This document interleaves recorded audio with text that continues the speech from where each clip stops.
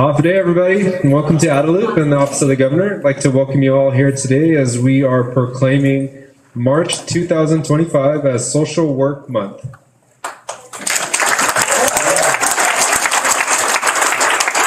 My name is Dan Peltier. I'll be your MC today. At this time, I would like to recognize the presence of the Honorable Joshua F. Tenorio, our Acting Governor of Guam. And from the 38th Guam Legislature, we have Senator Jesse Lujan. We also have Senator Tina Munoz-Barnes. With them as well as former Senator and Deputy Director of Department of Public Health and Social Services, Ms. Amanda Shelton. We also have Dr. James Coupenhurst from the Guam Behavioral Health and Wellness Center.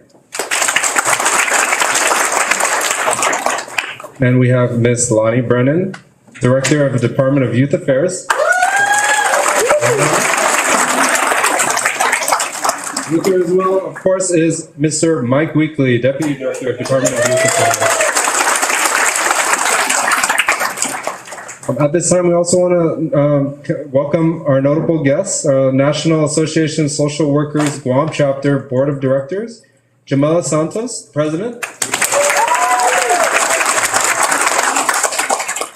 Lavelle Baza, President-elect.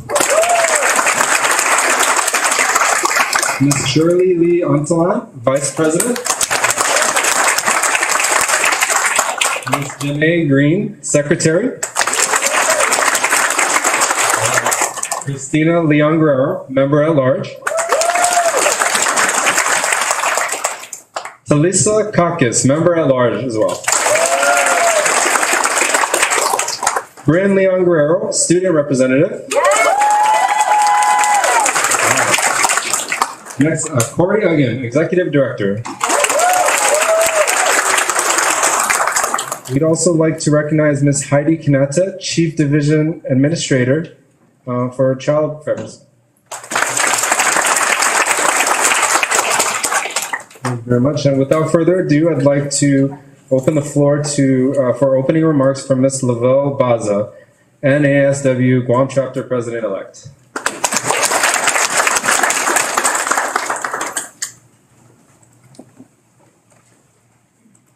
Half a day, Honorable Lieutenant Governor Josh Tenorio, Senator Tina Munoz-Barnes, Senator Jesse Lujan, former Senator Amanda Shelton, distinguished guests, colleagues, students, ULG faculty, and most importantly, my fellow social workers in this room, on our island, and the CNMI.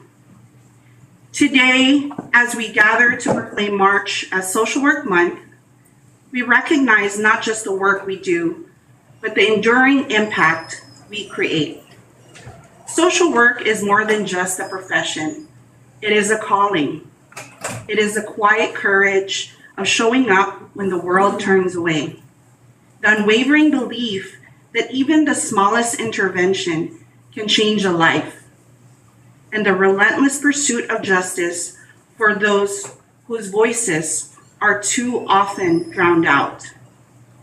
This year, the National Association of Social Workers has chosen a theme that speaks to both our purpose and our responsibility. Compassion plus action. Compassion is the foundation of our work, the deep empathy that drives us to stand with those in need. But compassion alone is not enough. It must be paired with action, advocacy, intervention, and systemic change. Our profession demands more than just good intention. It requires courage, persistence, and the willingness to challenge inequities wherever they exist. Here in Guam, our NASW chapter amplifies this mission with our own theme, We Speak, They Listen, How Stories Transform Meaningful Policies. We understand that while data informs decision, it is human stories that drive change. the stories of the people we serve, our veterans, our survivors, our families in crisis, are not just narratives. They are catalysts for meaningful policies and reforms. Social work is not just about providing services. It is about ensuring that those most affected by policies have a voice in shaping them.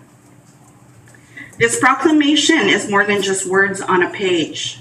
It is a recognition of the sacrifices, resilience, and unwavering commitment of social workers. Those working in hospitals, in schools, child welfare, mental health, veteran support, crisis response, and beyond.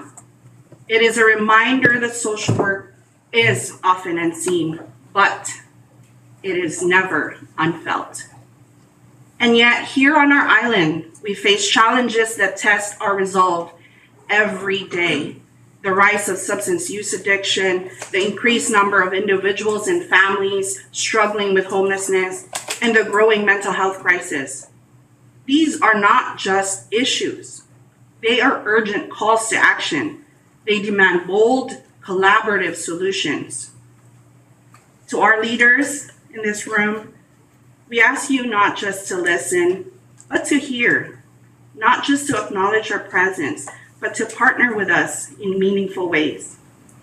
Social work is not just about responding to crises, it is about preventing them. And that requires investment, support, and commitment. To my fellow social workers, wow, our voices matter.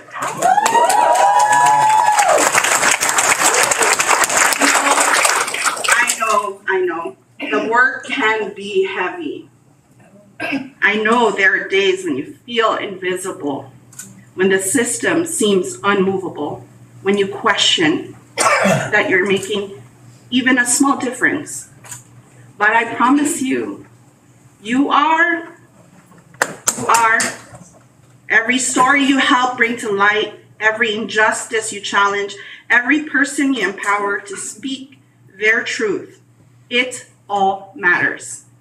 Let this month remind us why we do this work and why our voices and the voices of those we serve must be heard. Because when we speak, they listen. And when they listen, change becomes possible. Undang ko na si Diyos maasi. Maraming salamat po. Viva Social Work! Viva!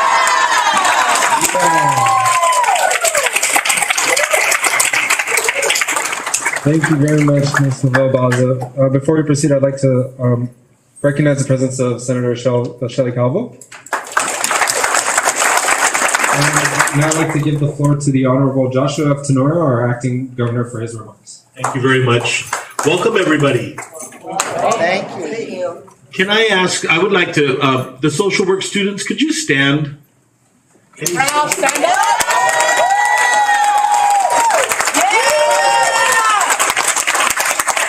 Thank you very much. It's so encouraging and inspiring to see all of you. Thanks so much. And then could I ask the social work instructors up at from the university, can you stand? Lisa? You know, it's such a good thing to start with that because it's reassuring to see that more people are choosing, right? When you go to college and or even if you don't go to college, when you make a choice about how you want to spend your time in the day, it is such a good thing to see how many people are making this choice to become a social work professional, social worker. It really is encouraging and it's so good for our community. And, you know, we've been watching these last few months and these days. This is a defining time for people around the country and around the world, but in particular, this is a very, very big call to action for social workers. There is some change happening. No matter what, as you social workers know, we have to be able to figure out how we navigate whatever our realities are. And we always have to challenge what our assumptions are. because sometimes things actually, things are beyond your control, but we can empower ourselves to make sure that things don't control us and that we're able to figure out how we can help so many people. There's a very, very, very influential, prominent, wealthy figure recently that said that he felt that the fundamental problem of Western civilization is empathy. And when I read that, I was taken aback because I'm on the school of thought that empathy is a problem-solving skill. Empathy is what we teach each other and our children in particular, how to make sure that we can see individuals.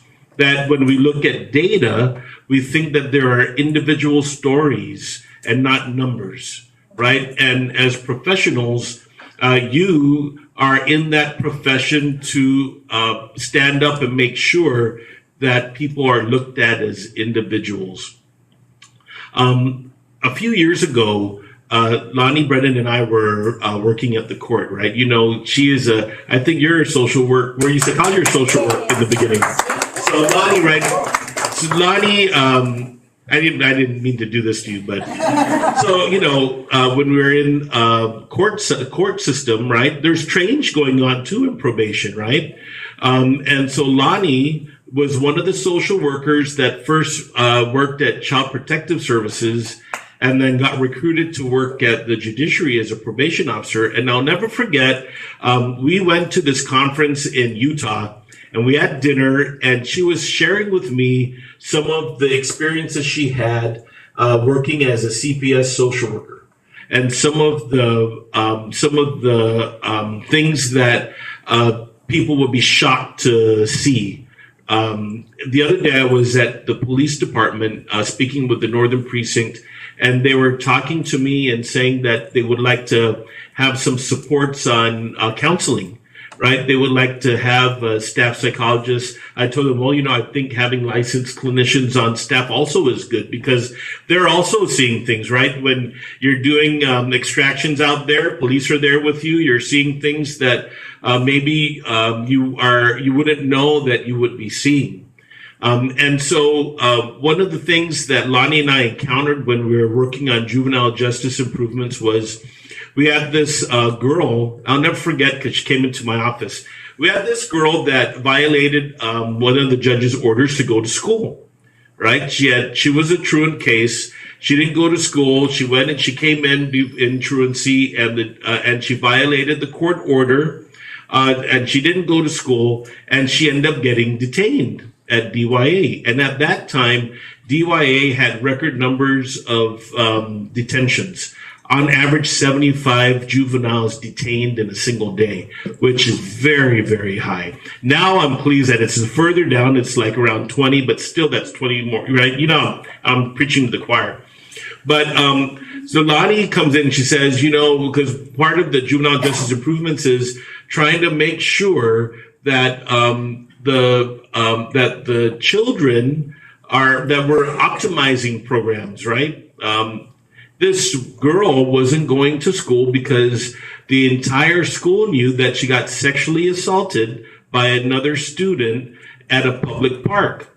Everybody knew. And if somebody was able to speak up for her or make sure that in the system people knew that, then it would make sense why she didn't want to go to school. And so because that happened, it was an example. It's the example that I always use when we're working on improvements in the system, right? And those of you in CPS know that most of the kids that are at DYA are also kids in child welfare system. They may have a family member that's incarcerated. Guaranteed somebody in the house has a substance abuse disorder. So, when you're a social work professional, this is kind of heavy, right? How are you able to navigate? But as the president-elect said, your work does matter because you are rescuing people. And unfortunately for the kids, we're rescuing them from places where they're supposed to have that trust, right? Where everybody's supposed to be fighting for them. So I just wanted to tell you that It is true there's so many challenges, but I'm confident that the talent in the room, and especially this great experience where younger people or people are changing professions to come into this one, is giving me more hope and courage that we can make some lasting improvements. And we always shouldn't be, what's the term? We shouldn't accept and be comfortable with everything that is happening right now. We always should be challenging it. We have systems, technology changes, factors change, the intensity of addiction changes, the violence could change, which means that we constantly have to self-reflect and figure out how we can navigate. And this is where all of you can come in. So I'll say, I think I have vacancies on the Board of Social Work. If anybody wants to volunteer and be on the board, please let Jamila know. As you said, this is a partnership, right? We would like to be able to continue and make these improvements. And then for those of you in the social work space that maybe can open yourself up in your time for additional things, you know, we need to expand the number of drug counselors that we have here. And social workers that may be able to get that additional training to operate groups if they have that time, you know, and that helps us with the dramatic work that is in front of us. Because we do have a very, very high rate. We have a 35-year experience with meth addiction on the island. This is generational. But we can do things to try and turn the clock on that. And that's what we're guaranteeing this partnership with your elected leadership and with our leadership in the agencies, our advocates in the world of nonprofits, and individuals. The change always, every time one person can effectuate a change, it does matter. So we're here today to celebrate your profession.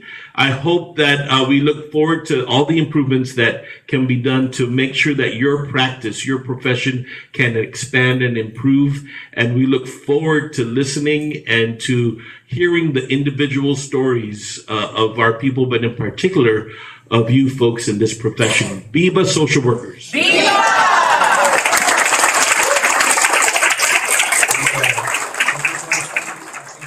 Scenario. And now I'd like to ask the proclamation reader to come up to the podium. Ms. Bryn Leon Guerrero. Yes,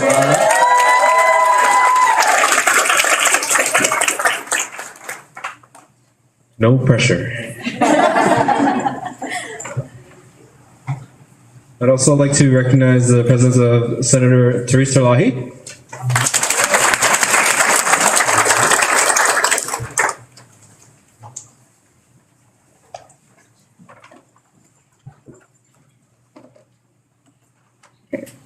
Social Work Month Proclamation. Whereas, people have entered the social work profession for generations because they genuinely care about helping improve the welfare of people, families, communities, and our nation. Whereas, this year's Social Work Month theme, Social Work, Compassion plus Action, embodies the fact that social workers go through years of education and training, so they have the skills and expertise to transform their care for others into action that brings positive results. Whereas, the social work profession has worked for generations to improve living conditions in our nation, with social workers successfully pushing for Social Security, a 40-hour work week, Medicare, and minimum wage. Whereas, social workers have helped this island live up to its values by successfully advocating for equal rights for all people, no matter their race, economic status, sexual identity, gender, gender expression, culture, and/or religion. Whereas, social workers follow a code of ethics, which sets as the primary mission of the social work profession the enhancement of human well-being and meeting the basic human needs of all people, with particular attention to the needs and empowerment of those who are vulnerable, oppressed, and living in poverty.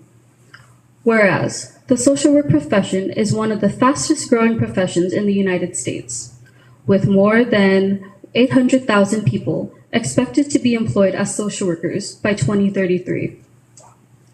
Whereas, social workers work in all parts of our society, including schools, social service agencies, veteran centers, and government, helping people, family, and communities secure services and policies they need to thrive. Whereas, social workers are at the forefront of pressing issues our island and our nation are addressing, including increased needs for affordable housing, mental health care, especially for children and adolescents, substance use disorder treatment, and increased economic and political division. Whereas, social workers help protect millions of children from abuse and neglect, provide services and support, which helps strengthen families that are under stress and help create new families through adoption.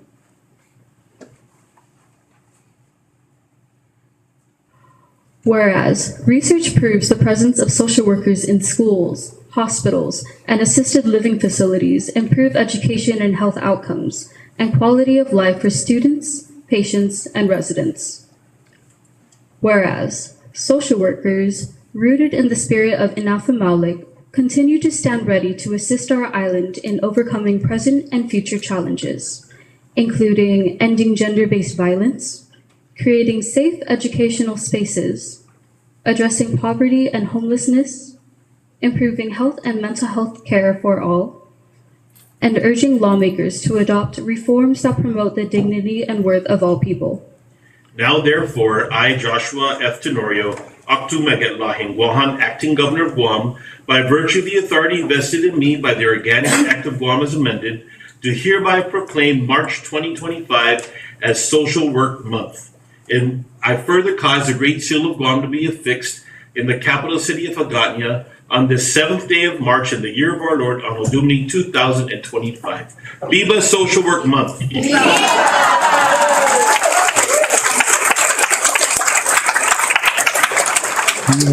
very much. At this time, I'd like to thank everyone for joining us today. Thank you for all your hard work, and thank you to everyone that's tuned into our live stream. Now, I'd like to get a photo, and I think because we've got a full room of workers, maybe we can have the chiefs and everyone up front maybe turn around and